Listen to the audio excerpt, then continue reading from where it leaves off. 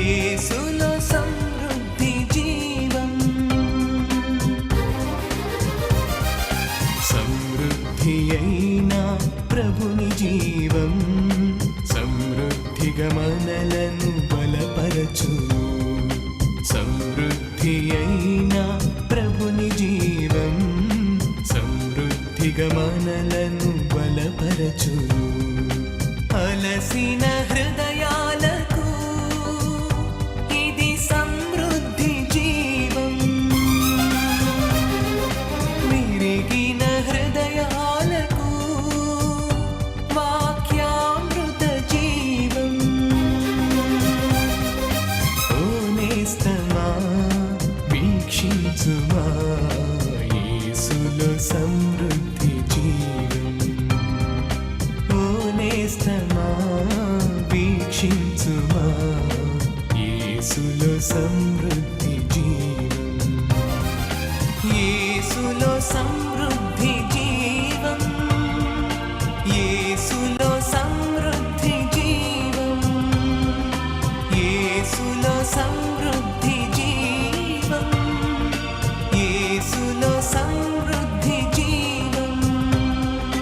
సమృద్ధి జీవం, సమృద్ధి జీవం, సమృద్ధి జీవం, సమృద్ధి జీవం.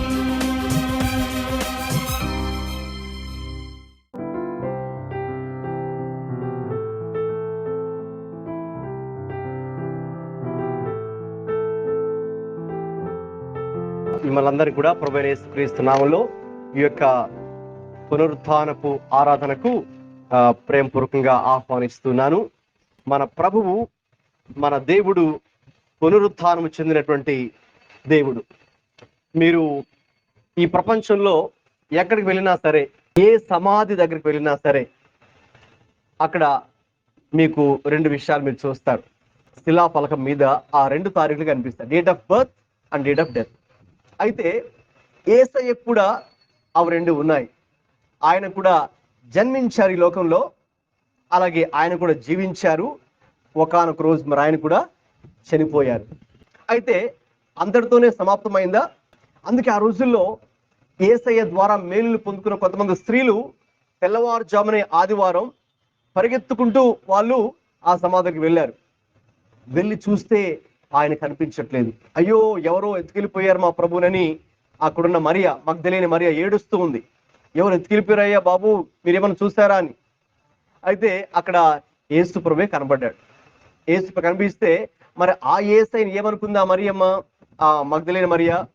ఈయన ఒక తోటమాల అనుకుని, అయ్యా ఏమైనా నువ్వు చూసావా, నువ్వేమైనా తీసుకెళ్ళిపోతే చెప్పు, ఎక్కడ తీసుకెళ్ళిపోయావు, నాకు ఆ శవాన్ని అప్పగించేసేయి, నేను తీసుకెళ్ళిపోతా ఆ శవాన్ని అని ఆమె అంటుంది ఏడుస్తూ. చాలా కంగారు పడిపోతుంది. యేసయ్యని గ్రహింపుడు లేకుండా ఆమె అంటుంది. అయితే వెంటనే ప్రభువారు నిదానంగా మరియా అని అన్నారు. అప్పుడు వెంటనే గుర్తుపట్టింది, ఓ ఈయనే ఆ యేసు అని. కాబట్టి అప్పుడు ఆమెకు అర్థమైన విషయం ఏంటంటే, అవును నిజంగా ఈ ప్రభువు మరణించడం వాస్తవమే. అయితే ఆయన ముందే చెప్పారు ఏమని, నేను మరణిస్తాను, ఈ దేహాన్ని పడగొట్టండి, నేను దాన్ని 3 రోజులు మళ్ళీ తిరిగి లేపుతాను అని చెప్పారు యేసయ్య. ఈ దేహము అనే దేవాలయాన్ని పడగొట్టండి, 3 రోజుల్లో మళ్ళీ నేను దాన్ని లేపుతాను అని. అయితే ఆ రోజుల్లో వారు కొంత అపార్థం చేసుకున్నారు చాలా మంది. ఈయనేంటి ఇలా మాట్లాడుతున్నాడు, ఈ దేవాలయాన్ని పడగొట్టండి 3 రోజులు తిరిగి లేపుతానంటున్నాడు ఏంటి? మరి ఈ హేరోదు రాజు సుమారు 40 సంవత్సరాల పైగా కష్టపడి దీన్ని కట్టాడు కదా, ఇది ఎలా సాధ్యం 3 రోజులు తిరిగి కట్టడం అని వాళ్ళు ఆ భౌతికమైన బిల్డింగ్ కట్టడం గురించి వాళ్ళు అనుకున్నారు. కానీ యేసయ్య అయితే తన దేహము అనే ఆలయం గురించి ఆయన మాట్లాడుతున్న విషయం వారికి తెలియదు.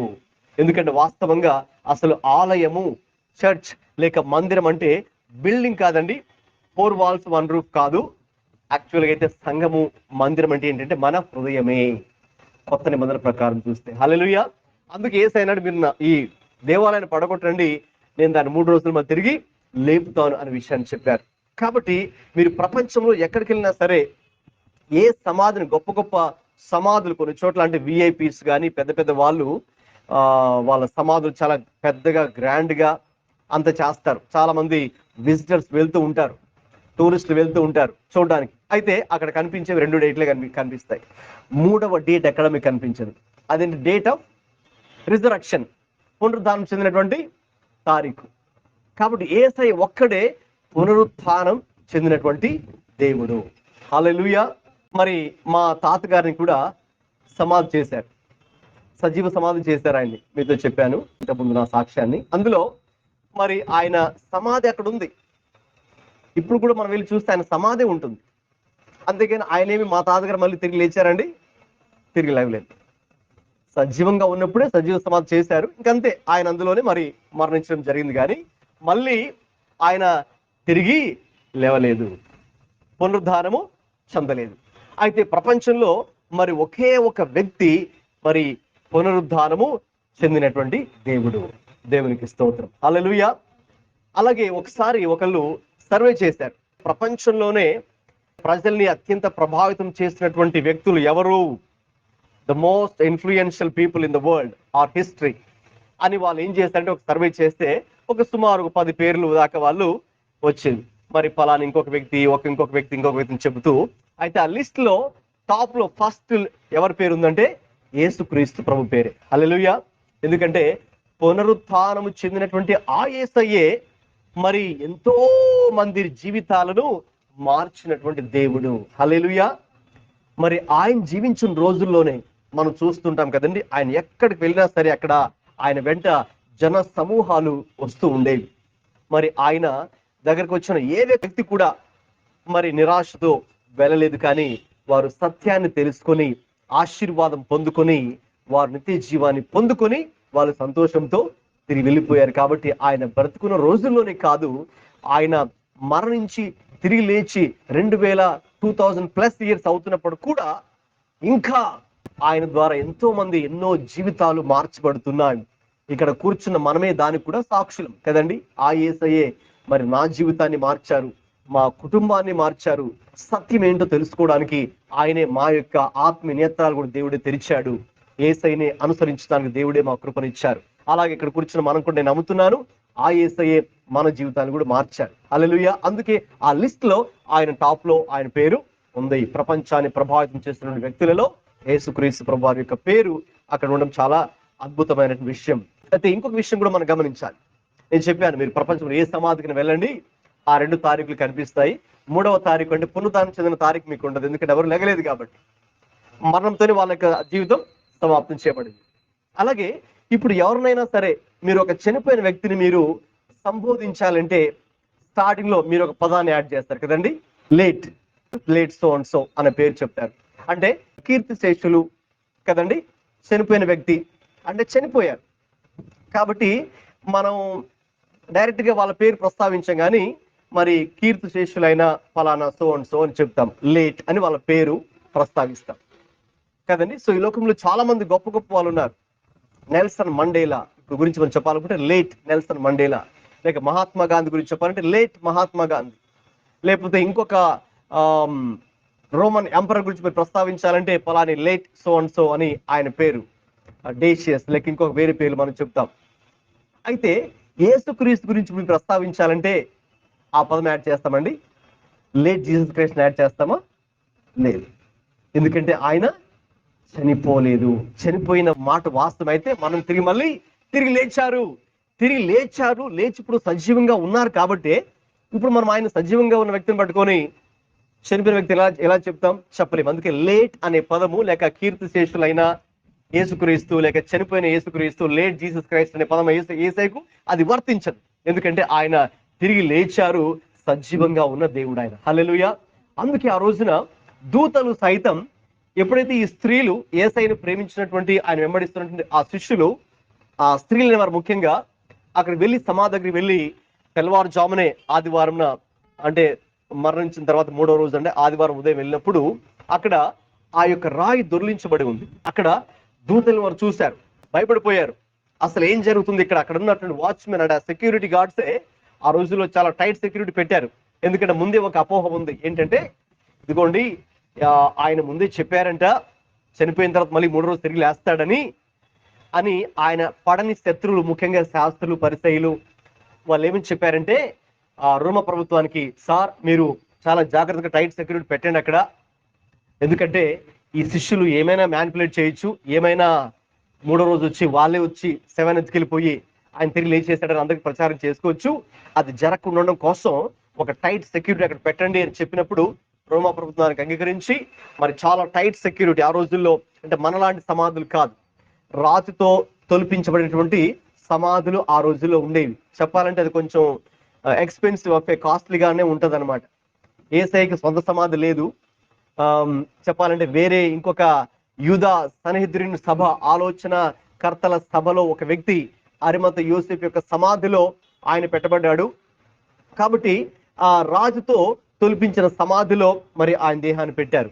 దానికి ఒక పెద్ద రాయి దొర్లించి దాని మీద వారు సీల్ కూడా వేసి, రోమన్ గవర్నమెంట్ సీల్ వేసి, దానికి చాలా పవర్ఫుల్ సీల్ అనమాట ఆ రోజుల్లో, అది రోమన్ గవర్నమెంట్ యొక్క సీల్.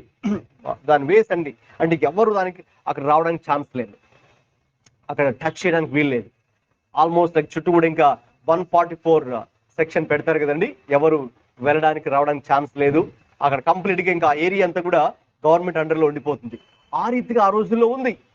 అయితే అయినా కూడా అక్కడ ఉన్నటువంటి కావలి వారే భయపడిపోయారు, ఎందుకంటే ఆ రాతి మీద దూతల నుంచి కూర్చున్నారనమాట. వస్త్రాలు తెల్లగా దగదగ మెరిసిపోతూ ఉంటే అక్కడ ఆ సెక్యూరిటీ గార్డ్స్ భయపడిపోయారు. ఏం చేయాలో అసలు వారికే తెలియదు. వాళ్ళు అనుకున్నది ఒకటి, జరిగింది ఇంకొకటి. వాళ్ళు అనుకున్నారు బహుశా శిష్యులే ఎప్పుడైనా రాత్రిపూట కానీ లేట్ నైట్ కానీ ఎర్లీ మార్నింగ్ కానీ వచ్చి వాళ్ళే ఏదో ఒకటి తీసుకెళ్ళిపోవచ్చు అనుకున్నారు. కానీ వాళ్ళెవరూ రాలేదు. చెప్పాలంటే వాళ్ళు భయంతో దాక్కున్నారు. ఇంకా చెప్పాలంటే అసలు బయటకు రాలేదు వాళ్ళు కూడా, శిష్యులు కూడా.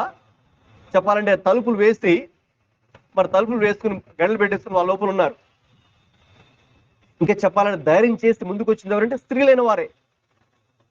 ధైర్యం చేసి సిలువ దగ్గర ప్రాణాలు సైతం తెగించి ఉన్నది ఎవరంటే స్త్రీలైన శిష్యులే ఉన్నారు.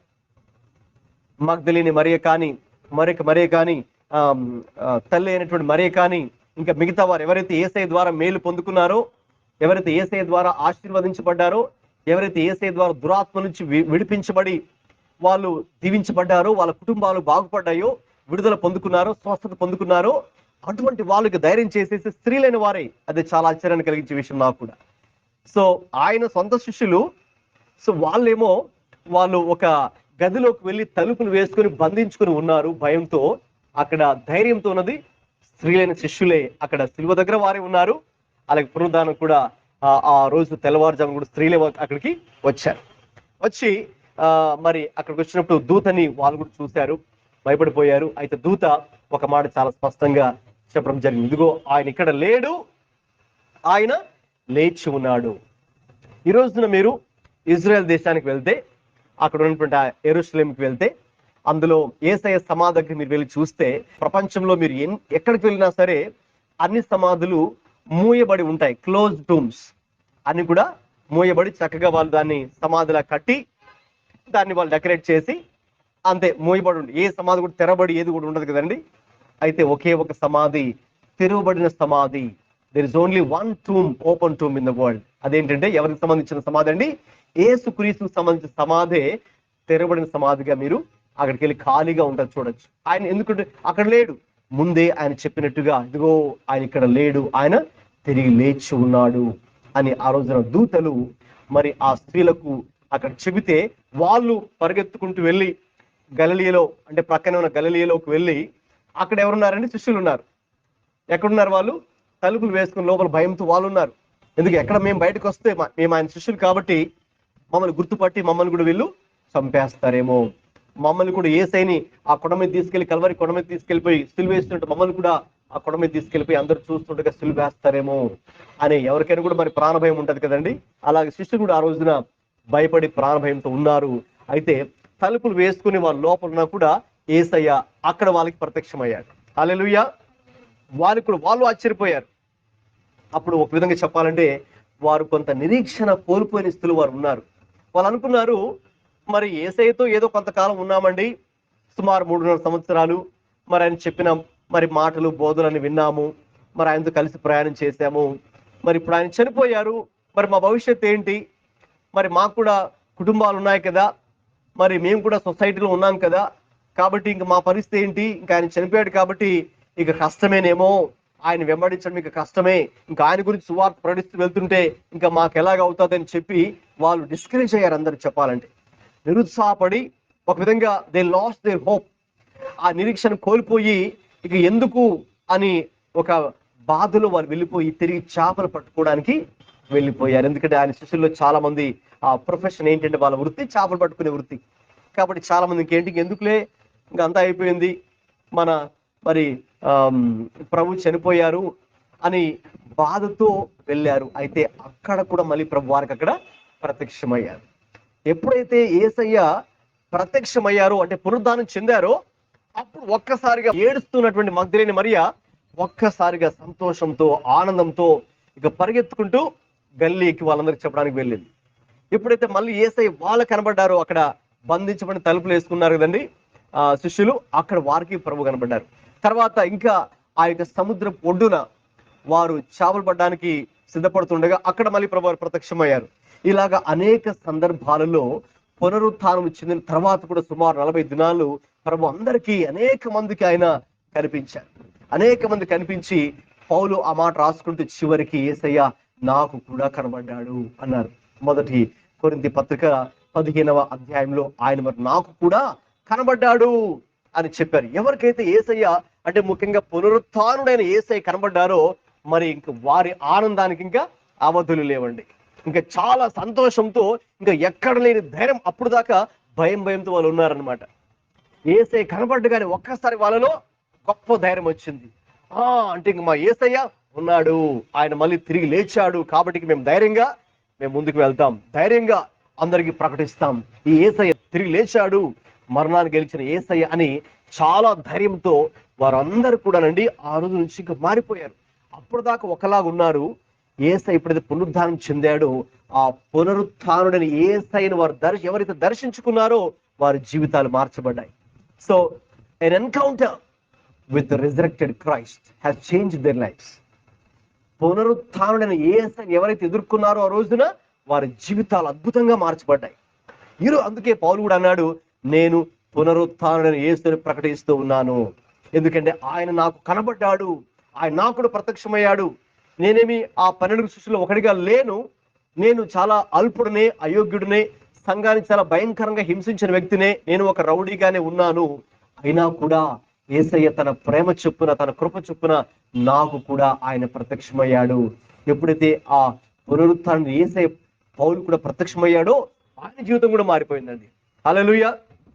ఎవరైతే ఆ పునరుత్థానం యేసయ్యను దర్శించుకున్నారో వారి జీవితం అద్భుతంగా మార్చబడింది. ఈ రోజున మనం కూడా మన జీవితాలు కూడా ఏం జరగాలంటే ఆ పునరుత్థానమైనటువంటి యేసయ్యతో ఒక ముఖాముఖి అనుభవం మనం కూడా కలిగి ఉండాలి. We must have an encounter with the risen Lord, లేకపోతే resurrected Jesus.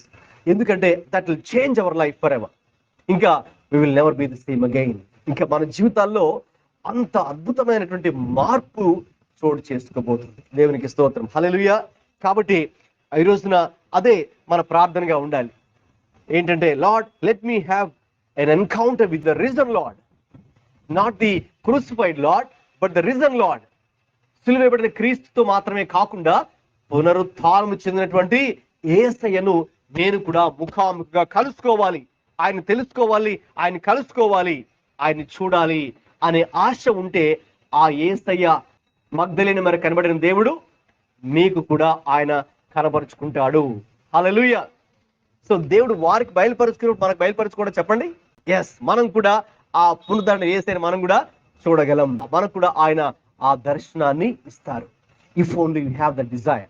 మనలో ఆ ఆశ ఉంటే తప్పకుండా దేవుడు తనను తాను మనకు బయలుపరుచుకుంటారు. దేవునికి స్తోత్రం. హల్లెలూయా. ఈ రోజున వాక్యాన్ని ధ్యానం చేసుకోబోతున్నాం. దయచేసి మీ పరిశుద్ధ గ్రంథాలను పేతురు రాసిన మొదటి పత్రిక 1వ అధ్యాయము 3-4 వాక్యాలు వినిపించండి. మన ప్రభువగు యేసుక్రీస్తు తండ్రి అయిన దేవుడు మృతులలో నుండి యేసుక్రీస్తు తిరిగి లేచుట వలన జీవముతో కూడిన నిరీక్షణ మనకు కలుగునట్లు, అనగా అక్షయమైనదియు నిర్మలమైనదియు వాడ బారనిదినైనా స్వాస్థ్యము మనకు కలుగునట్లు ఆయన తన విశేష కనికరము చేత మనలను చాలండి మరలా జన్మింప చేసెను. చాలా అద్భుతమైనటువంటి మాటలు ఈ రోజున మనం ధ్యానం చేసుకోబోతున్నాం. యేసుక్రీస్తు మృతులలో నుండి తిరిగి లేచుట వలన జీవముతో కూడిన నిరీక్షణ మనకు కలుగుచున్నది.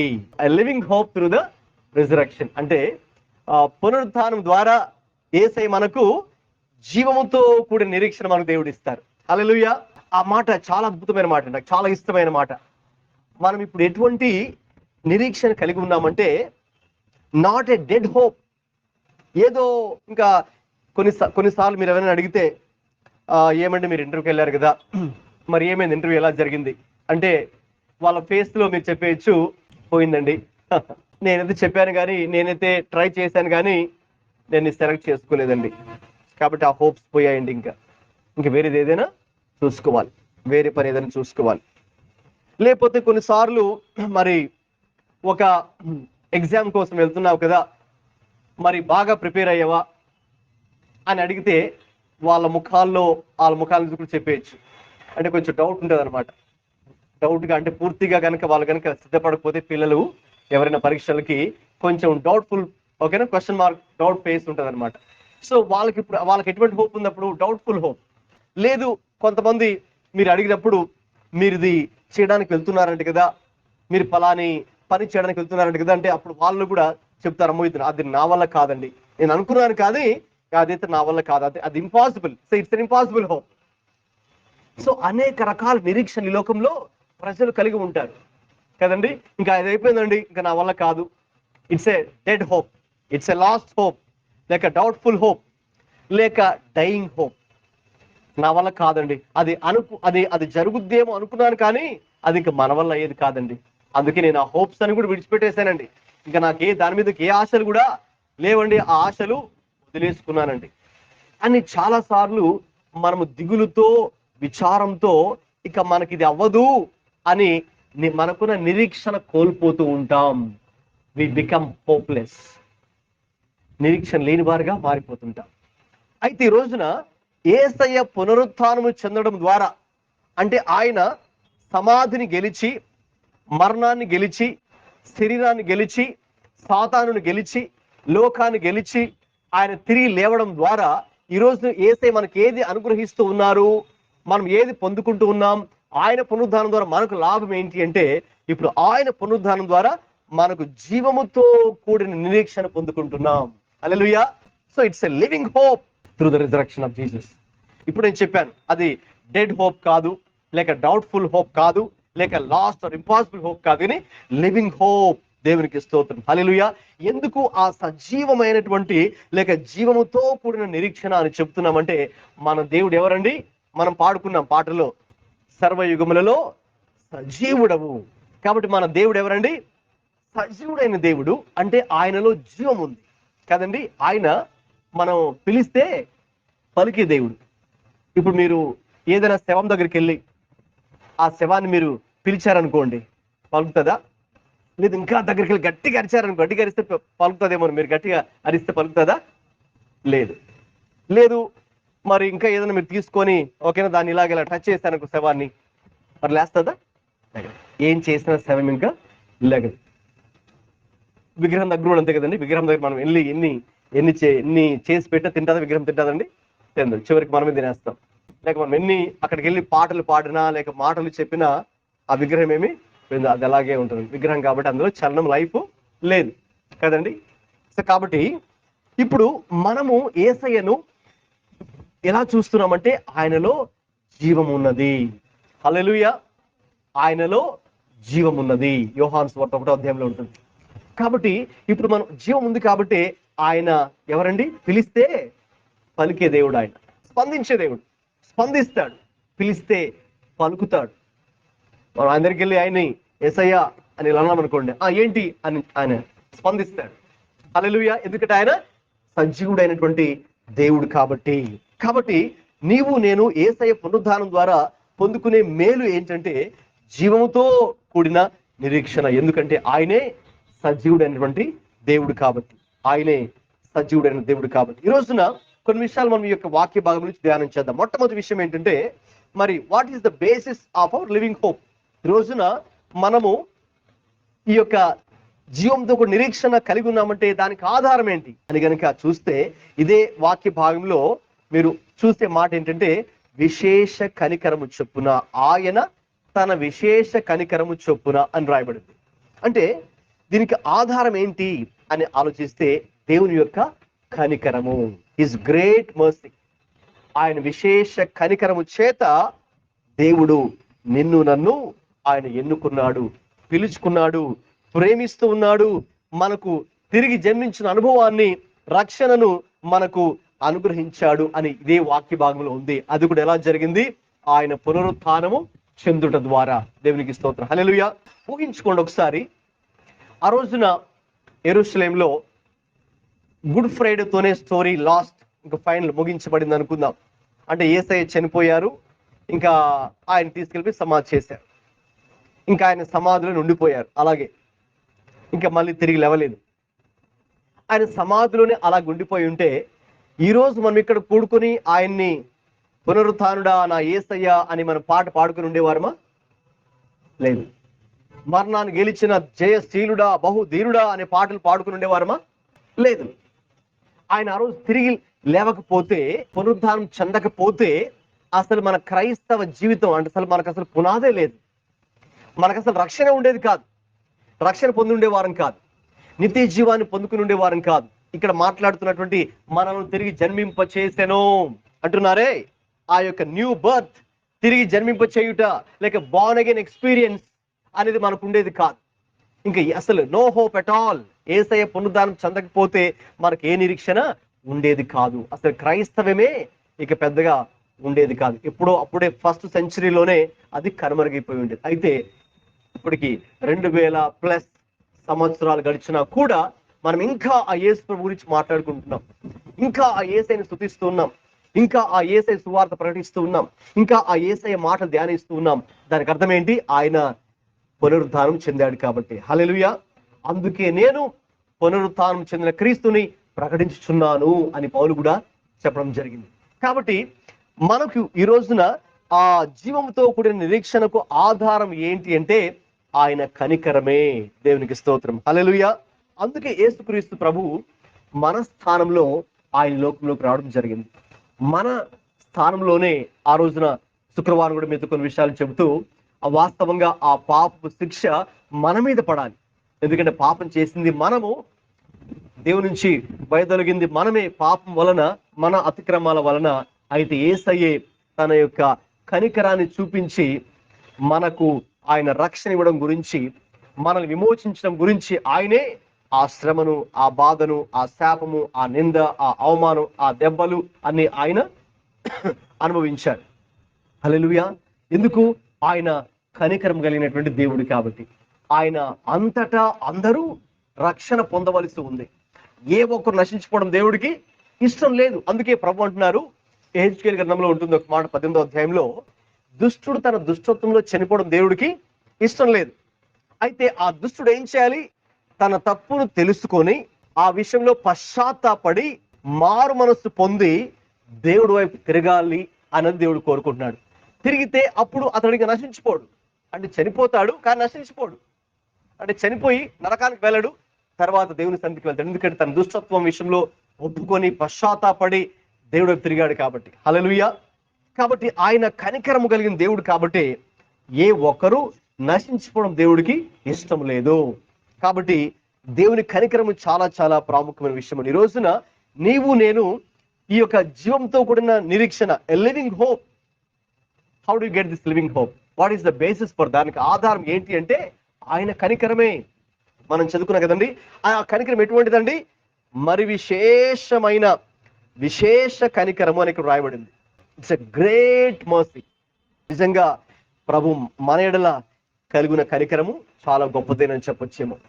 ఎందుకంటే ఆ కనికరము అనేది మనం ఎవరికి చూపిస్తామంటే, సాధారణంగా అసలు ఆ కనికరము, మర్సీ అనే పదానికే ఒక నిర్వచనం, డెఫినేషన్ అంటే ఏంటంటే అన్డిజర్వ్డ్ ఫేవర్ ఆఫ్ గాడ్, లేక unmerited favour or kindness of God. అంటే యోగ్యత లేకపోయినా చూపించే ఆ దయా దాక్షిణ్యములనే కనికరం అని పిలుస్తాం. సో మీరు ఒక పనిలోకి చేరాలనుకోండి, ఒక ఉద్యోగంలోకి మీరు చేరాలనుకోండి, మరి వాళ్ళు అంటారు స్టార్టింగ్ లో ఇదిగోండి మీకు ఈ క్వాలిఫికేషన్ ఉండాలి, లేక పీజీ ఉండాలని చెప్పారు అనుకుందాం ఉదాహరణకు, ఫర్ ఎగ్జాంపుల్.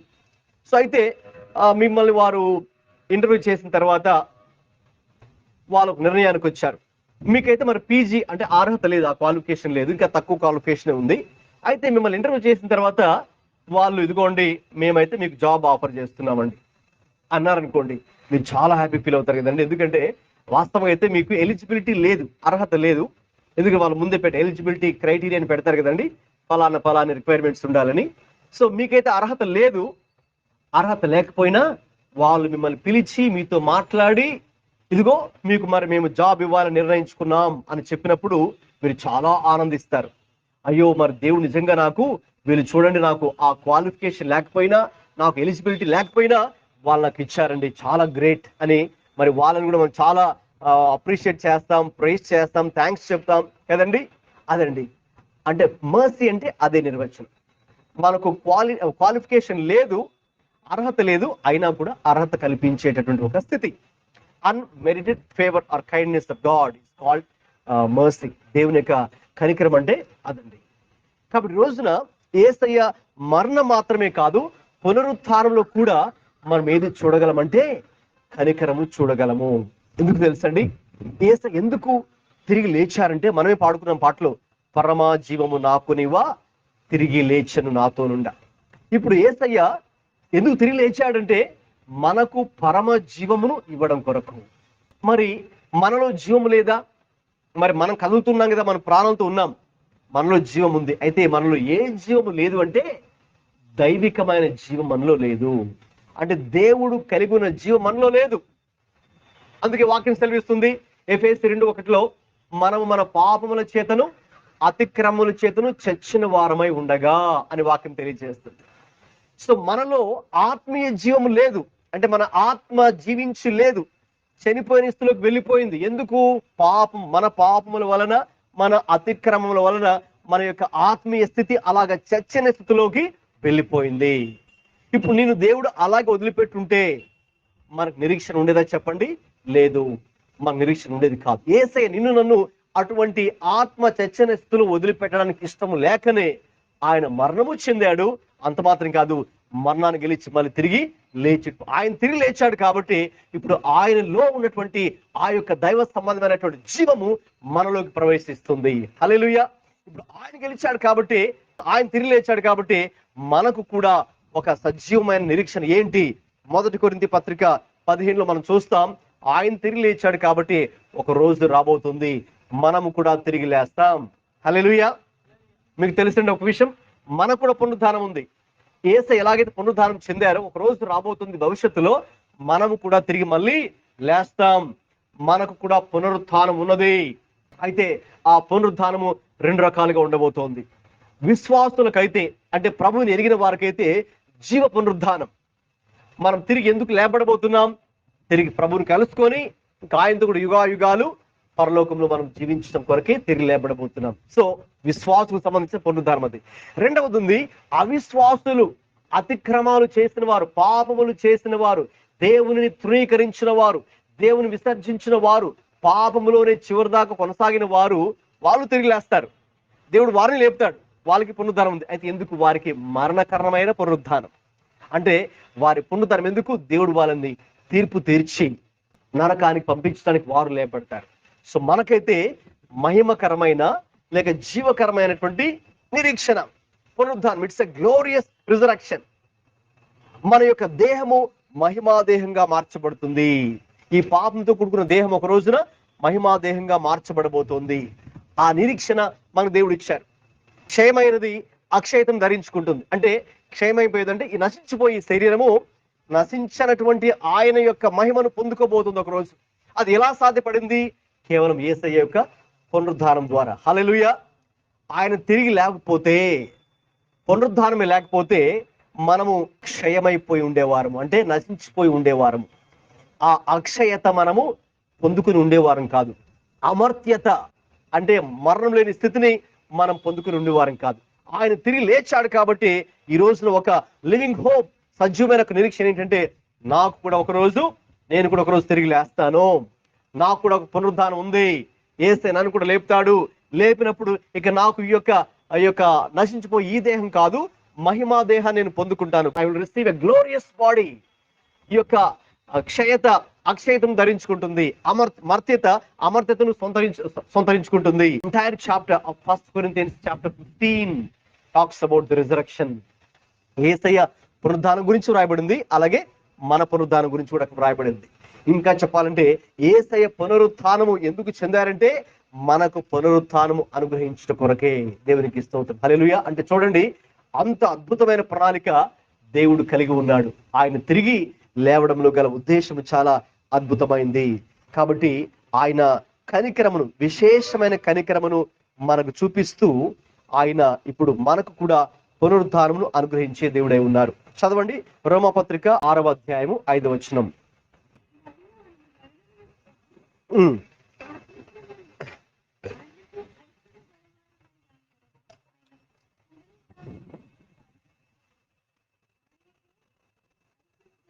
గమనించండి, ఇప్పుడు మన ముందు ఉన్నటువంటి విషయం ఏంటంటే మనము ఆయనతో మరణంలో ఐక్యం అయ్యే వారంగా ఉంటే ఖచ్చితంగా పునరుత్థానంలో కూడా మనం ఆయనతో ఐక్యము కలిగి ఉంటాం. ఆయన మరణముతో మీరు సంబంధం కలిగి ఉంటే, అందులో మీరు కూడా మీ పాత్ర ఉంటే మరణంతో ఖచ్చితంగా మీరు తిరిగి లేస్తారు కూడా. గమనించండి, ఇక్కడ కూర్చుని మీరందరూ కూడా బాప్తిజం తీసుకున్నారు కదండి, నీటి బాప్తిజం తీసుకున్నారు.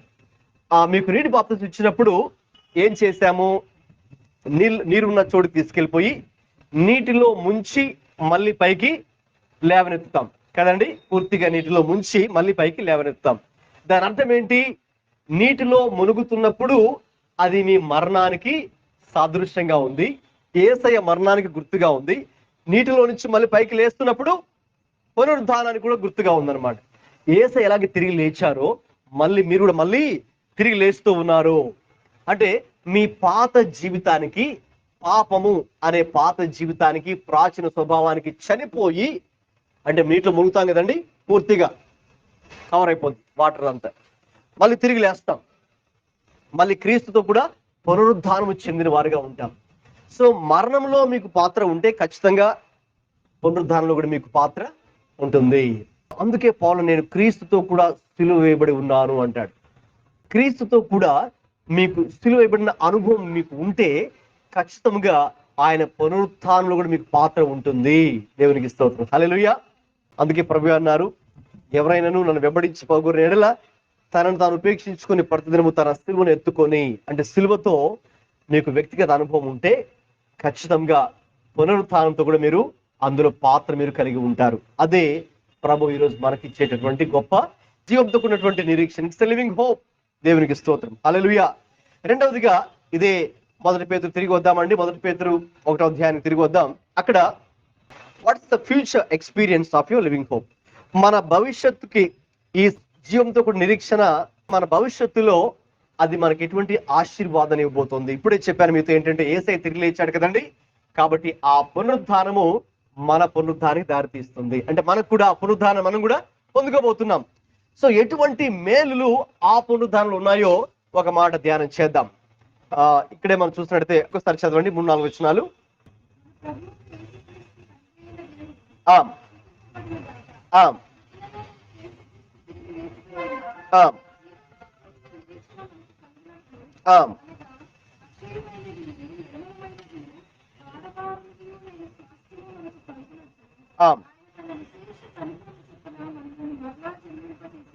గమనించండి, ఈ యొక్క జీవంతో కూడిన ఈ యొక్క నిరీక్షణ, లివింగ్ హోప్ మనకి ఫ్యూచర్ లో ఒక మంచి ఎక్స్పీరియన్స్ మనకి ఇవ్వబోతోంది, ఒక బ్లెస్సింగ్ మనకి ఇవ్వబోతుంది ఫ్యూచర్ లో. ఏంటి భవిష్యత్తులో మనం పొందుకోబోయేటటువంటి ఆ యొక్క ఆశీర్వాదం అంటే ఇదిగోండి 3 విషయాలు ఇక్కడ రాయబడ్డాయి. దేవుడు అంటే అవన్నీ కూడా ఒకదానికి సంబంధించినవే. స్వాస్థ్యము, ఇన్హెరిటెన్స్. దేవుడు మనకి ఏమి ఇస్తాడండి? స్వాస్థ్యం ఇవ్వబోతున్నాడు. అంటే మన ఆస్తి, సాధారణంగా మన తల్లిదండ్రులు మనకు ఆస్తిని మరి వాళ్ళు సంపాదించి చనిపోయే ముందు వాళ్ళు మన పేరిట రాసి మనకు అప్పగించేసి వాళ్ళు వెళ్ళిపోతారు. సో మనకు ఒక ప్రాపర్టీ ఉంటుంది, మనకు ఒక స్వాస్థ్యం. మనం జీవించినంత కాలం మనం కూడా కష్టపడి ఓకేనండి, మనం కూడా సంపాదించి మనం వెళ్ళిపోయే ముందు మనం ఏం చేస్తాం, మన పిల్లలకి దాన్ని హ్యాండ్ ఓవర్ చేసి వీలునామా రాసి, ఇదిగో బాబు ఇది నేను నీకు సంపాదించాను, ఇది నీకు ఇస్తున్నాను, జాగ్రత్తగా చూసుకో, ఇది నీ స్వాస్థ్యము, ఇది నీ ప్రాపర్టీ, నీ పేరు మీద ఉంది అని మనము చనిపోయి మన పిల్లలకి చెప్పేసి మనం వెళ్తాం. అలాగే భవిష్యత్తులో మనకు ఏదైనా అటువంటి స్వాస్థ్యం ఉన్నదా, ఆస్తి ఉన్నదా అంటే ఎస్, ఖచ్చితంగా గొప్ప ఆస్తి మనకు ఉన్నది. అదే ఈ యొక్క జీవంతో కూడిన నిరీక్షణ మనకు తెలియచేస్తుంది అని ఇక్కడ వాక్యంలో ఉంది. ఏంటి ఆ స్వాస్థ్యం? ఎటువంటి స్వాస్థ్యము? ఈ లోకంలో మన తల్లిదండ్రులు మనకు సంపాదించిన స్వాస్థ్యం, ఆ ప్రాపర్టీ, ఇల్లు కానీ, డబ్బులు కానీ, స్థలాలు కానీ, పొలాలు కానీ ఏవైతే ఉన్నాయో అవి ఎటువంటివంటే అవి క్షయమైపోయే స్వాస్థ్యము. నేను ఒకసారి ఒక ఆయన కలుసుకున్నాను.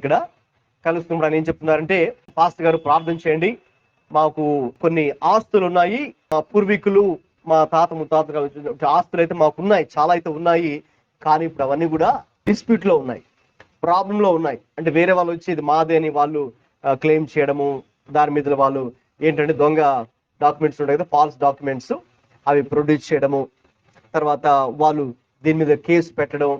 మరి ఆ కేసు అలాగే ఎన్నో సంవత్సరాల నుంచి అది సాగుతూ ఉంది.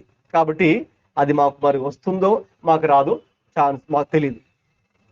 మామూలుగా అయితే అది మాకు సంబంధించిందే, అయితే మేము అక్కడ లేకపోవడం బట్టి ఎవరో వచ్చి దాన్ని ఇది చేసేసి డిస్టర్బ్ చేసి వాళ్ళు దొంగ సంతకాలు, దొంగ డాక్యుమెంట్ క్రియేట్ చేసి ఇలా చేశారు, కాబట్టి మాకు ఆస్తి వస్తుందో రాదో మాకు ఛాన్స్ లేదు, మరి మీరు ప్రార్థన చేయండి అని అడుగుతున్నారు.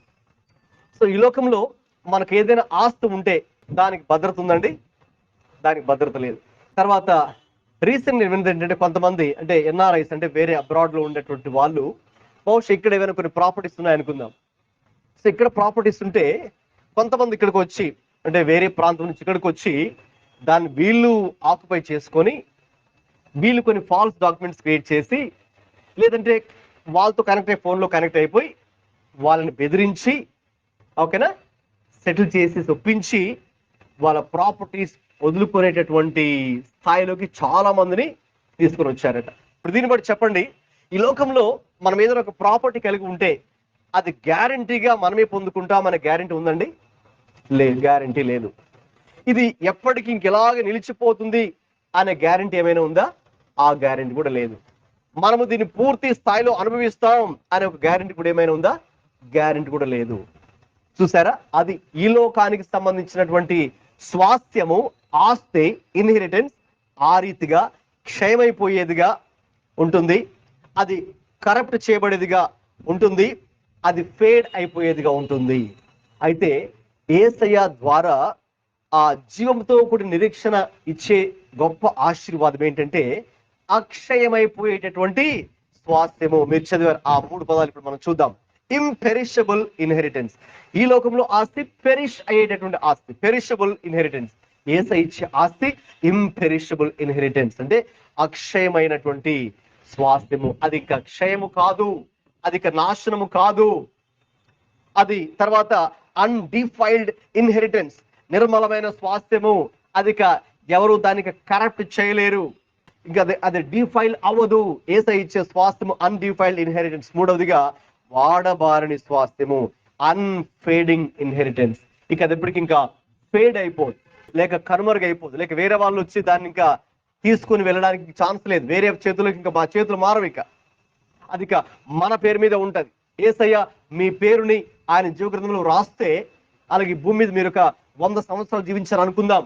ఆ 100 సంవత్సరాల్లో యేసయ్య కోసం మీరు ఎలా జీవించారో, యేసయ్య కోసం ఏమేం పనులు మీరు చేశారో, యేసయ్య కోసం ఎలా చిన్న చిన్న త్యాగాలు చేశారో, ఇవన్నీ కూడా ఆయన ప్రతిరోజు కూడా ఆయన యొక్క ఫైల్లో ఆయన నోట్ చేసుకుంటూ ఉంటారు. నోట్ చేసుకుంటూ అక్కడ చెప్పాలంటే యేసయ్య కోసం మీరు ఏది చేసినా అక్కడ అకౌంట్, హెవెన్లీ బ్యాంక్ ఒక అకౌంట్ లో అది క్రెడిట్ అవుతూ ఉంటది అనమాట. ఇక్కడ మీరు యేసయ్య కోసం ఏ పని చేసినా, ఎలా జీవించినా అన్ని కూడా ఆ పరలోకపు అకౌంట్ లో క్రెడిట్ అయిపోతూ ఉంటాయి. సో అవన్నీ కూడా మీరు ఆ డిపాజిట్ అవుతుంటది. కాబట్టి అక్కడికి వెళ్ళిన తర్వాత అవి ఇక మీకు చెందినవి, అవి మీరు అక్కడికి వెళ్ళి విత్ డ్రా చేసుకోవచ్చు. అవి మీకు చెందిన, మధ్యలో ఇంకెవరు కూడా దాన్ని హ్యాక్ చేయడానికి ఛాన్స్ లేదు. మధ్యలో ఇంకొకరు వచ్చి ఇవి నాకు సంబంధించినవి అని వాళ్ళు క్లెయిమ్ చేయడానికి ఛాన్స్ లేదు. మన ప్రాపర్టీ అంత సేఫ్ గా ఉందండి అక్కడ. అందుకే అక్షయమైనటువంటి స్వాస్థ్యం, అంటే క్షయం కానిది అక్షయమైన స్వాస్థ్యము, అలాగే పరిశుద్ధంగా నిర్మలంగా ఉన్నది ఆ అన్డిఫైల్డ్ ఇన్హెరిటెన్స్, అలాగే అన్ఫేడింగ్ ఇన్హెరిటెన్స్, వాడబారిన స్వాస్థ్యమును యేసయ్య మనకు ఆయన తిరిగి లేవడం ద్వారా, ఆ లివింగ్ హోప్ ద్వారా, జీవంతో కూడిన నిరీక్షణ ద్వారా యేసయ్య మనకు అనుగ్రహించడానికి సిద్ధంగా ఉన్నారు. దేవునికి స్తోత్రం, హల్లెలూయా. ఎంత గొప్ప విషయం కదండి. కాబట్టి ఇంక ఈరోజు మరి దీన్ని బట్టి మనకి ఇక్కడ ఇక ఆస్తులున్నా లేకపోయినా ఇక నో ప్రాబ్లం. మనం ఇక దాని గురించి పెద్దగా ఆలోచించాల్సిన అవసరం, కృంగిపోయి ఓకేనండి బాధపడిపోయి అయ్యో నాకేం లేదే, వాళ్ళకి అవి ఉన్నాయి వీళ్ళకి ఇవి ఉన్నాయి మరి నాకేం లేవే అని మరి మనము బాధపడాల్సిన అవసరం లేదు. ఎందుకంటే మనకు ఏముందండి, ఇంకా చెప్పాలంటే వాళ్ళకి క్షయమైపోయే స్వాస్థ్యం ఉంది, మనకేముంది అక్షయమైపోయే స్వాస్థ్యం మనకుంది. They have perishable inheritance whereas we have imperishable inheritance. వారికి డిఫైల్డ్ అయినటువంటి ఇన్హెరిటెన్స్ వాళ్ళకు ఉండొచ్చు, మనకు అన్డిఫైల్డ్ ఇన్హెరిటెన్స్ మనకుంది. వారిది ఇన్హెరిటెన్స్ ఫేడ్ అయిపోయి ఇన్హెరిటెన్స్ వారికి ఉండొచ్చు, మనకు అన్ఫేడింగ్ ఇన్హెరిటెన్స్ దేవుడు ఇచ్చాడు. ఎంత గొప్ప దీవెన కదండి, ఎంత గొప్ప ఆశీర్వాదం. So we do have this living hope through the resurrection. పునరుత్థానము ద్వారా యేసయ్య నీకు నాకు మనందరికి కూడా అక్షయమైన స్వాస్థ్యము, నిర్మలమైన స్వాస్థ్యము, వాడబారిన స్వాస్థ్యం దేవుడు మనకి ఇచ్చాడు. అందుకే 1 కొరింథీ పత్రిక 2:9 ఇలా వ్రాయబడింది, చదవండి దయచేసి.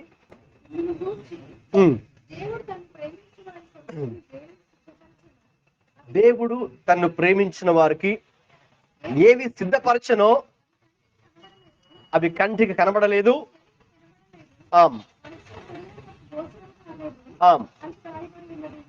చూడండి దేవుడు మన కొరకు సిద్ధపరిచిన స్వాస్థ్యం అయితే ఉంది ఖచ్చితంగా.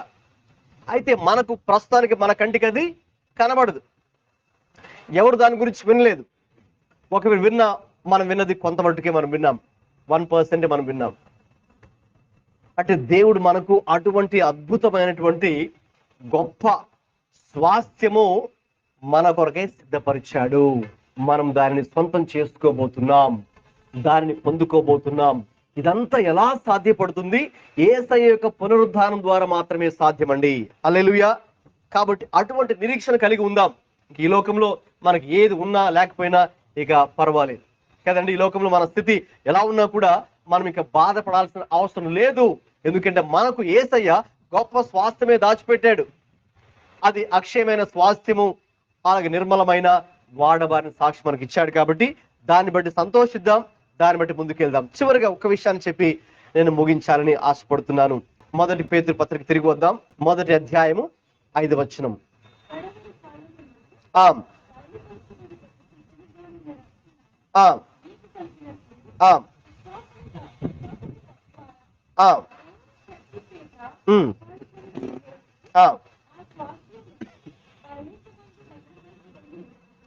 గమనించండి.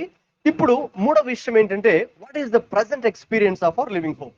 ఈ యొక్క జీవంతో కూడిన నిరీక్షణ అన్నది ప్రస్తుతం మనకు ఏది అనుగ్రహిస్తూ ఉంది, ఏది కలుగ చేస్తుంది అని చూస్తే, ఈ 5వ వచనం ప్రకారం చూస్తే అక్కడ మరి విశ్వాసము అనే మాట ఉంది. Increasing faith. ఇప్పుడు యేసయ్య పునరుత్థానం చెందాడు కాబట్టి, మరణాన్ని గెలిచి లేచాడు కాబట్టి, ఇప్పుడు ప్రస్తుతం మన అనుభవం ఎలా ఉంది అంటే, ఆయన మృతిని గెలిచాడు కాబట్టి ఆయన మీద మనకు విశ్వాసము కలుగుతుంది. హల్లెలూయా. చెప్పండి, విశ్వాసం అది కలుగుతుందా, లేక విశ్వాసం కోల్పోయే స్థితిలోకి తీసుకెళ్తుందా మనల్ని? కలిగే స్థితిలో. ఎందుకంటే ఆయన తిరిగి లేచాడండి. ఒక తిరిగి లేకపోతేనే మనకి అవిశ్వాసం మనలో ఉండేదేమో కదండి. ఆయన తిరిగి లేచాడు కాబట్టి we do now have increasing faith on the Lord Jesus Christ. యేసుక్రీస్తు యొక్క పునరుత్థానం చెందాడు కాబట్టి ఆ పునరుత్థానం యేసయ్య మీద మనకి ఇంకా విశ్వాసం అధికమవుతూ ఉంది. దేవునికి స్తోత్రం, హల్లెలూయా.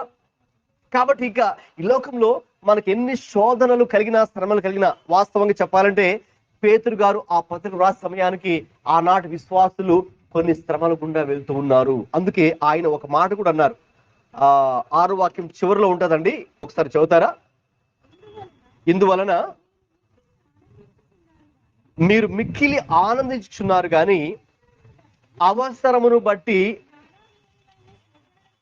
నానా విధములైన శోధనల చేత ప్రస్తుతమున కొంచెము కాలము, అవును అది వాస్తవమే, ఆనాడు అంత మట్టుకు వాళ్ళు కొన్ని ఇబ్బందులు గుండా వెళ్తూ ఉన్నారు విశ్వాసులుగా ఉన్నందుకు.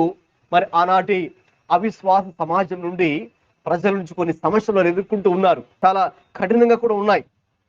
అయినప్పటికీ కూడా అటువంటి పరిస్థితుల మధ్యలో కూడా వీరైతే ప్రభు యందు విశ్వాసం అయితే వదిలిపెట్టలేదు. దేవునికి స్తోత్రం, హల్లెలూయా. ఎందుకంటే ఆయన తిరిగి లేచాడు కాబట్టి. ఆయన ఒక మాట అన్నారు శిష్యులతో, ఆయన ఈ లోకం నుంచి ఇక పునరుద్ధానం చెందిన తర్వాత 40 రోజులు భూమి మీద ఉండి అనేక మందికి ప్రత్యక్షమై అనేక మంది కనబడి ఆయన వాక్యం చెప్పిన తర్వాత ఇక తిరిగి పరలోకానికి వెళ్ళిపోయాడు కదండి, ఆరోహణుడు అయ్యాడు. ఆ ఆరోహణం చెందడానికంటే ముందుగా ఒక లాస్ట్ వర్డ్ ఏంటో తెలుసండి, మత్తయి సువార్త 28:20.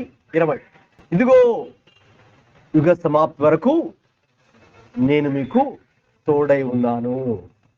కాబట్టి యేసయ్యే తిరిగి లేచి ఆ మాట చెప్పారు కాబట్టి ఇదిగో నేను మీకు తోడై ఉన్నాను. ఇక నాకు ఈ లోకంలో మనుషులు ద్వారా, పరిస్థితుల ద్వారా, సాతాను ద్వారా ఎటువంటి పరిస్థితులు వచ్చినా నేను భయపడి, ఎందుకంటే నాకు ఎవరు తోడుగా ఉన్నారండి? యేసయ్యే చెప్పారు, తిరిగి లేచిన యేసయ్యే చెప్పాడు, ఇదిగో యుగ సమాప్తి వరకు నేను మీకు తోడుగా ఉన్నాను. ఇంకా ఆయన మనకు తోడుగా ఉంటే మనం మీకు భయపడాల్సిన అవసరమే లేదు. దేవునికి స్తోత్రం. మనం పాడుకున్న పాటల్లో కూడా మరి యేసయ్య పునరుద్ధానం ఈరోజు నాకు ఏమిస్తుందండి? ధైర్యాన్ని ఇస్తుంది. హల్లెలూయా. యేసయ్య పునరుద్ధానం మనకు ధైర్యాన్ని ఇవ్వాలి, ధైర్యాన్ని మనకి ఇస్తుంది. ఎందుకంటే ఆయన తిరిగి లేచిన ప్రభువు ఒక మాట మనతో చెప్పారు, ఇదిగో యుగ సమాప్తి వరకు నేను మీకు తోడుగా ఉన్నాను, నేను నిన్ను విడువను ఎడబాయను అని యేసయ్య చెప్పారు. కాబట్టి అదే మనకు ధైర్యంతో ముందుకు తీసుకుని వెళ్తుంది. కాబట్టి ఈ రోజున ఆ పునరుత్థానం చెందినటువంటి యేసయ్య మీద మనకింకా విశ్వాసము పెరగాలి. హల్లెలూయా. విశ్వాసము బలహీనం అవ్వకూడదు, విశ్వాసము తగ్గిపోయి అల్ప విశ్వాసులుగా మారకూడదు, లేక అవిశ్వాసులుగా మనం మారకూడదు. కానీ ఇంకా చెప్పాలంటే మన విశ్వాసము అధికం అవ్వాలి. Let that faith be increased in us today. దేవుడు మనకు ఆ విషయంలో సహాయం చేయను గాక. ఆమేన్. మన అందరి విశ్వాసం ఇంకా పునరుద్ధానం చెందిన ప్రభువు యొక్క ద్వారా మన విశ్వాసం ఇంకా అధికం అవ్వాలి. కాబట్టి అది మొట్టమొదటి విషయం అండి. ప్రస్తుతము ఈ యొక్క జీవంతో కూడిన నిరీక్షణ మనకు ఏది కలుగు చేస్తుందంటే మనకు విశ్వాసం కలుగు చేస్తుంది. రెండవదిగా మీరు చదివారు అక్కడ, మీరు మిక్కిలి ఆనందము, ఇంక్రీజింగ్ ఆర్ ఇన్ఎక్స్ప్రెసిబుల్ జాయ్, అది మనకు 8వ వచనంలో కూడా మనకు అది ఉంటుంది.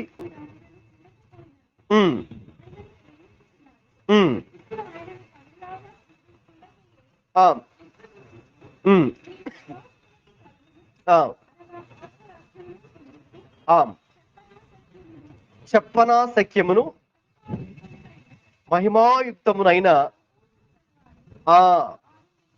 అవునండి. ఆ రోజుల్లో అయితే శిష్యులు వెంటనే నమ్మలేదు. ఈ స్త్రీలు వచ్చి అందరూ వాళ్ళు చెప్పినప్పుడు, ఇదిగోండి యేసయ్య తిరిగి లేచాడు, నేను చూశాను అక్కడ సమాధి దగ్గర, నేర్చుకుంటూ వెళ్ళానయ్యా బాబు. అక్కడికి వెళ్తే మరి నేను దూతను కూడా చూశాను, ఇంకా భయపడిపోయాను. తర్వాత ఎవరు నాకు కనబడ్డారు, మరి ఆయన తోటమాలకు ఏమయ్యా నా యేసయ్య శవాన్ని తీసుకెళ్ళిపోయావా? మాకు తెలియని మరి చెప్తుందనమాట. తీసుకెళ్ళిపోతే నాకు ఇచ్చేసే ఆ శవాన్ని, ఆయన నేను తీసుకెళ్ళిపోతాను అని నేను అన్నాను. ఆయన కనబడి మరియా అని ఒక మాట అన్నారు. అప్పుడు నాకు అర్థమైంది ఆయన ఎవరు కాదు, ప్రభువే. నేను చూశాను, దూత చెప్పింది, వెంటనే పరిగెత్తి అర్జెంట్కి వెళ్ళిపోయి అక్కడ వారు ఉన్నారు గలిలయలో, వారికి చెప్పు, ఈ సందేశాన్ని చెప్తే నేను వచ్చి మీకు చెబుతున్నాను అన్నప్పుడు చాలా మంది వారిలో నమ్మలేదు. ముఖ్యంగా తోమా అనే శిష్యుడు నమ్మలేదు. నేను నమ్మను, నేను ఆయన చూస్తేనే కానీ నేను నమ్మను. అంతే, మనలో కూడా కొన్నిసార్లు మరి మనము అలా మాట్లాడుతున్నాం కదా. తోమా కూడా అటువంటి స్వభావం వ్యక్తి కాబట్టి నేను ఆయన చూస్తే కానీ నమ్మనన్నాడు ఆయన. సో కాబట్టి దేవుడి ప్రభు ఏం చేశారండి, ఆయన కోసం మళ్ళీ ప్రత్యేకంగా ప్రత్యక్షమయ్యారు. ప్రత్యక్షమైతే మళ్ళీ అప్పుడు తోమా నా ప్రభువా నా దేవా అని ఆయన చాలా బాధపడ్డాడు కూడా. ఎందుకంటే నాలో ఎందుకు ఆ అనుమానం వచ్చింది, ఎందుకు ప్రభు ముందే చెప్పారు కదండి, ప్రభు ముందే అనేక సందర్భాల్లో చెప్పారు నేను మళ్ళీ తిరిగి లేస్తాను 3వ రోజునని. అయితే వాళ్ళు నమ్మలేదు. అనుమానం, సందేహం మనుషుల్లో సాధారణంగా అది ఉంటుంది. అయితే ఇప్పుడు వారైతే చూసి నమ్మారు. ఈ రోజు ఇక్కడ కూర్చున్న మనము శిష్యుల కంటే ధన్యులు. ఎందుకంటే ప్రభువైనారు చూసి నమ్మిన వారి కంటే చూడక నమ్మిన వారు ధన్యులు. ఈరోజు నీవు నేను పునరుత్థానం చెందిన యేసుని భౌతికంగా ఏమి చూడలే, మన కళ్ళతో మనం చూడలేదు. వాక్యంలో రాయబడి ఉంది, మనం దాన్ని నమ్ముతున్నాం అంతే.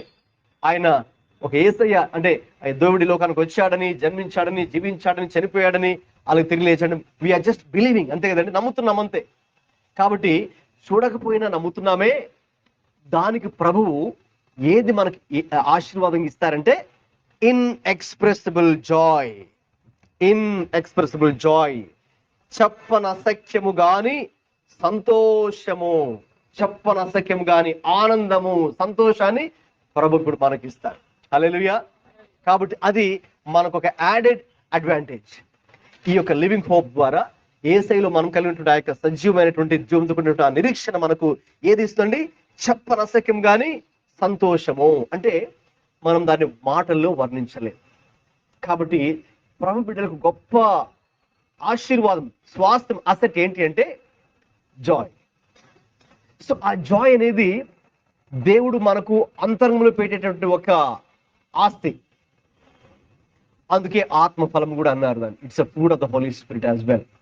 గలతీ పత్రిక 5లో ఉంటుంది, ఆత్మ వల్ల అనేక ఫలాలు ఉన్నాయి కదండి, అందులో ఒకటి సంతోషము.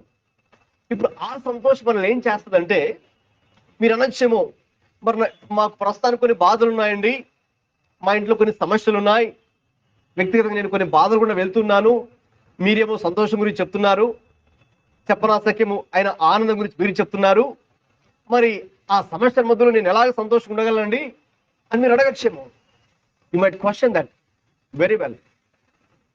అది లాజిక్ కూడా అంతే కదండి. మనకి కొన్ని బాధలు ఉన్నప్పుడు ఎలా సంతోషంగా ఉండగలం? ఉండలేము. మన పరిస్థితులు మనల్ని బాధలోకి ఇంకా తీసుకెళ్తాయి. అయితే అవును, పరిస్థితులు ఎలా తీసుకెళ్తాయి, ప్రభు అయితే అలా కాదు. హల్లెలూయా. ప్రభు మనకున్నారు కాబట్టి ఆ ప్రభువు మన అంతరంగంలో ఉండి ఆ పునరుత్థానపు బలమును మనకు అనుగ్రహిస్తాడు. కాబట్టే ఆ చెప్పన అసఖ్యము గాని బలము దేవుడు మనకిస్తాడు. హల్లెలూయా. అందుకే పౌలు అన్నాడు, ఇప్పుడు నాకు ఒకటి కావాలండి. ఏం కావాలంటే I want the power of the resurrection.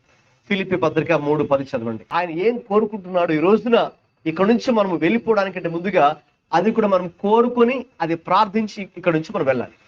చదవండి ఫిలిప్పీ పత్రిక 3:10. ఏ విధము చేతనైనను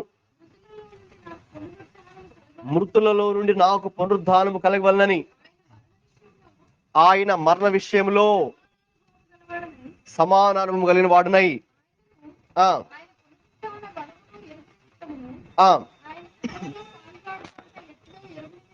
ఎరుగు నిమిత్తము సమస్తమును నష్టపరుచుకొని. అవునండి, ఆ పునరుత్థాన బలము ఎరుగు నిమిత్తము ఇప్పుడు నేను ముందుకు వెళ్తున్నానండి. నా జీవితంలో ఒకే ఒక ఉద్దేశం, ఒకే వన్ గోల్ ఇన్ లైఫ్. జీవితంలో ఏంటి అంటే ఆ పునరుత్థాన బలము ఎట్టిదో ఎరుగు నిమిత్తము.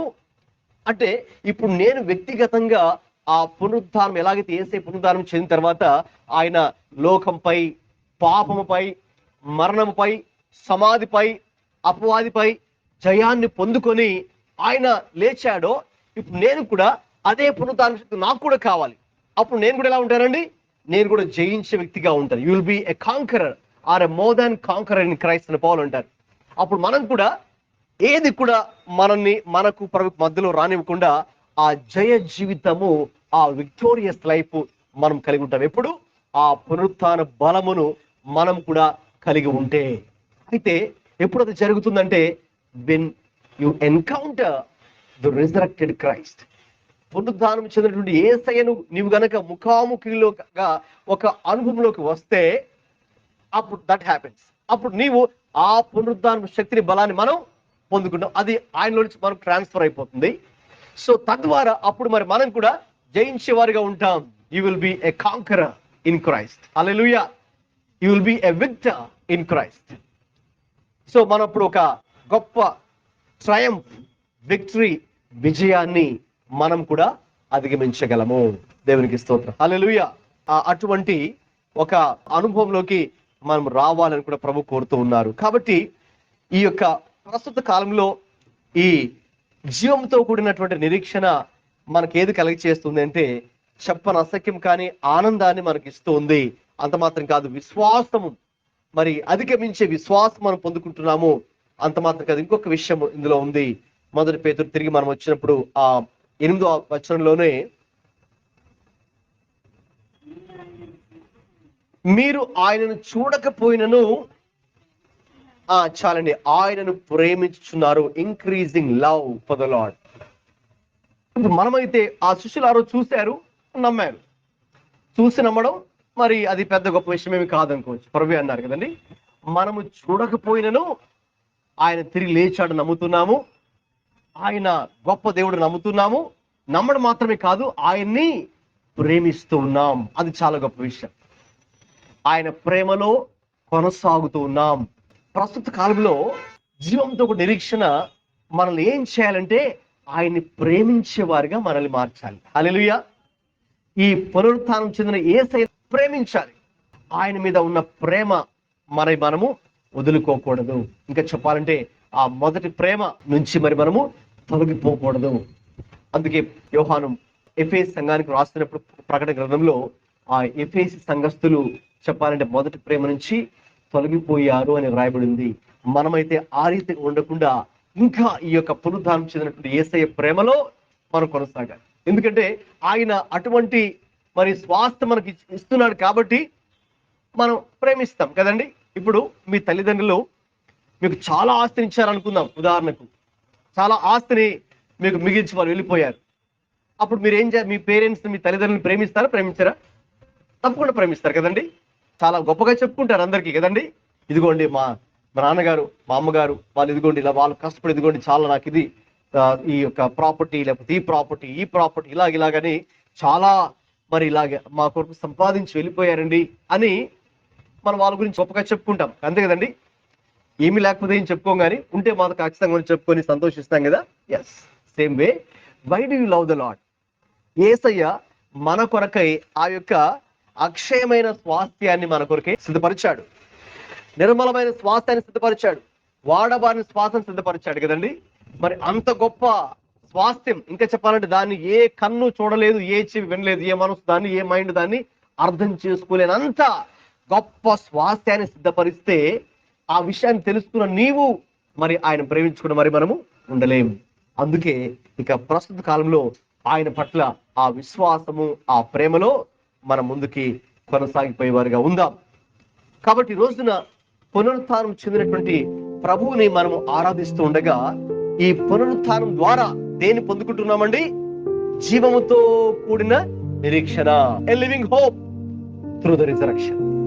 కాబట్టి ఆ గొప్ప నిరీక్షణ దేవుని ఎరగని వాళ్ళకు లేదు, మనకుందండి. ఎంత గొప్ప ఆధిక్యత కదండి. దేవుని ఎరగని వారికి, అన్యులకు ఆ నిరీక్షణ లేదు. So they do not have any hope, they are hopeless. Whereas we do have this living hope. ఈ హోప్ కూడా ఎటువంటి నిరీక్షణ అండి? జీవంతో కూడినటువంటి నిరీక్షణ. It's a living hope that we have.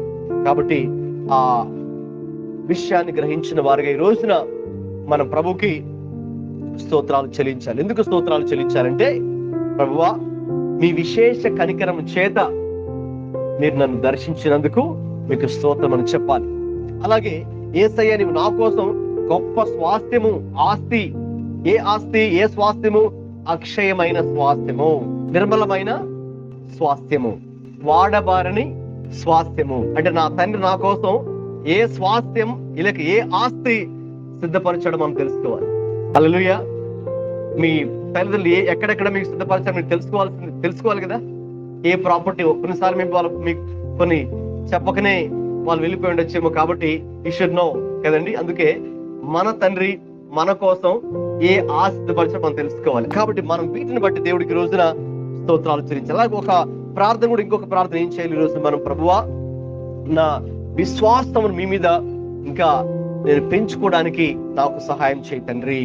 అలాగే మీ మీద నేను కలిగినటువంటి ఆ ప్రేమను కూడా ఇంకా అది అభివృద్ధి పరచండి. నేను ఆ విశ్వాసంలోను, ప్రేమలోను, ఆ సంతోషంలోను కొనసాగాలి. పరిశుద్ధాత్మ దేవుడు మనందరికీ ఈ విషయంలో సహాయం చేయనట్టు అందరూ కలిసి మోకరించి తలలు వంచి కళ్ళు మూసుకొని ప్రార్థన చేద్దాం. ఒక సమర్పణ ప్రార్థన చేద్దాం. హల్లెలూయా, దేవా మీకు వందనాలు తండ్రి. పునరుత్థానం చెందినటువంటి యేసయ్యా మీకే వందనాలు స్తోత్రాలు చెల్లించుకొనిచున్నాము తండ్రి. ప్రభువా మీ యొక్క పునరుద్ధానం ద్వారా ఇంత గొప్ప జీవంతో కూడా నిరీక్షణ మాకు ఉన్నదని మీ వాక్యం సెలవిస్తుంది. What a great living hope Lord we have through the resurrection. Hallelujah, we bless your name Lord. Thank you master. తండ్రి మీకు వందనాలు స్తోత్రాలు చెల్లిస్తున్నాం ప్రభువా. అయ్యా ఈ రోజున తండ్రి అద్భుతమైన రీతిలో మా అందరితో ప్రభువా పునరుద్ధానం ద్వారా జీవంతో కూడిన నిరీక్షణ ఏ రీతిగా మేము పొందుకొని ఉన్నామో క్రీస్తు ద్వారా, మీ కనికరము ద్వారా అయ్యా ఏ రీతిగా మేము ఈ రోజున కలిగి ఉన్నామో మీరు మాతో మాట్లాడేందుకు స్తోత్రాలు చెల్లిస్తున్నాం ప్రభువా. అక్షయమైనది, వాడబారినది ప్రభువా, నిర్మలమైన స్వాస్థ్యమును తను మీరు మా కొరకే ప్రభువా పునరుద్ధానం ద్వారా అయ్యా సిద్ధపరిచినందుకై వందనాలు స్తోత్రాలు చెల్లించుకునిచున్నాం తండ్రి. అలాగే మరి యొక్క జీవంతో కూడా నిరీక్షణ ప్రభువా అయ్యా ప్రస్తుత కాలం ముందు ప్రభువా మేము మిమ్మల్ని ప్రేమించే విషయంలో, విశ్వాసం కలిగి ఉండే విషయంలో, సంతోషంలో కొనసాగే విషయంలో దేవా ప్రియ పరిశుద్ధ ఆత్మ దేవుడా మీరే మా అందరికి అనుగ్రహించి నడిపించమని ప్రభువా ఆ పునరుద్ధాన శక్తి, ఆ పునరుద్ధాన బలమును ప్రభువా ఎరుగు నిమిత్తము నాయన తండ్రి మేము నాయన మిమ్మల్ని ప్రేమించేవారిగా, మీతో సహవాసంలో ఉండేవారిగా ఉంటున్నట్లు మా అందరికి ఈ రోజున పునరుత్థానపు శక్తిని అనుగ్రహించమని అడుగుతున్నామయ్యా. పునరుత్థాన బలము దయచేయండి ప్రభువా. ఓ bless us Lord with the power of the resurrection Lord Jesus. Hallelujah. యేసయ్య యొక్క పునరుత్థాన బలము మా అందరికి, సంఘానికి, నేటి సార్వత్రిక సంఘానికి నాయనా అది ఎంతో అవసరమై ఉన్నది ప్రభువా. దయచేయము తండ్రి. Please lord. Hallelujah. We glorify your name this evening, Father. We magnify your name, Jesus. Thank you so much, Lord, for this blessed word. Hallelujah. మా హృదయాలలో మీ వాక్యమును భద్రం చేసుకోవడానికి సహాయం దయచేయండి ఆయన. మీకే వందనాలు స్తోత్రాలు చెల్లిస్తూ యేసుక్రీస్తు ప్రభువు పరిశుద్ధ నామములో ప్రార్థిస్తున్నాము తండ్రి. ఆమేన్.